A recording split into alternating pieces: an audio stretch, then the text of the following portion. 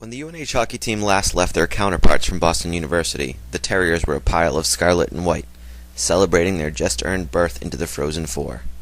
Mere moments prior, James Van Riemsdyk was whistled for a hooking penalty, and the game-winning goal was rolling into the net off the arm of a diving Jerry Palestroni. Neither of those guys will be on the ice when the teams reunite tonight, though. Nor will Matt Gilroy, or Colin Wilson, or Brandon Yip, or Jason Lawrence, or Chris Higgins. And because so much and so many have changed since that instant classic 8 months ago, don't expect it to be much of a factor in the home-and-home set that begins Friday night at the Whittemore Center. Much of the top-level talent that took part in the NCAA's Northeast Regional has been replaced by younger, less polished, less poised players, and the inexperience is shown for both sides. Together, the teams have played 20 games, but they've combined to win just 6 of them. The Terriers come in at 3-6-0, while the Wildcats are 3-6-2, and that's after both teams won last Saturday night. That doesn't leave either side in a position to be very nostalgic this weekend, although, according to UNH's Phil DeSimone, it does leave them both facing the same predicaments.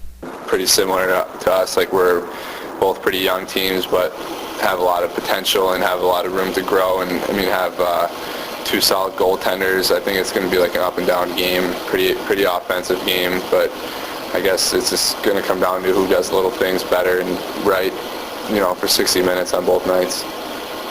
After going 29-2-3 as a freshman, sophomore goalie Kieran Milan has come back to earth a bit this season, stopping fewer than 80% of the shots he's faced. But really, BU's primary problem has been at the other end. A year after averaging nearly 4 goals a game to lead the nation, the reigning national champs have potted only 23 pucks through the first 9 games. They've been shut out twice already, and only 3 players have more than 5 points, including defensemen Kevin Shattenkirk and Colby Cohen. But Wildcat fans, don't go dismissing that offense entirely this weekend. Last Saturday marked the return of junior Nick Bonino, the sniper who scored 50 points a season ago. The Terriers were 1-4 while he was injured, but he came back against Merrimack, chipped in with 2 assists, and BU won while scoring 6 goals. He's an impact player, as Dick Umili will tell you himself. Bonino can not only score, he can help other guys score. So they were missing him. And Chason I think he was injured.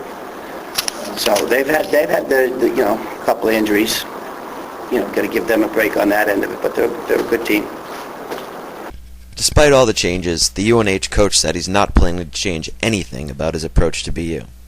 And he isn't expecting Jack Parker to do anything different to counter a UNH lineup expected to skate 6 freshmen. Both have been on the bench for a long time, enjoyed a lot of success, so while those names and faces may change year to year, the programs carry on. The systems stay in place. And so Umili, even with a bunch of new players, certainly isn't ruling out a return to the same place this team was a year ago. There's great chemistry on the team, and the locker room's a good locker room. And the guys support each other, trust each other, and they're a hard-working group. We may not be able to prove right now that we're a good team with our wins and losses, but I think this is going to be a good team.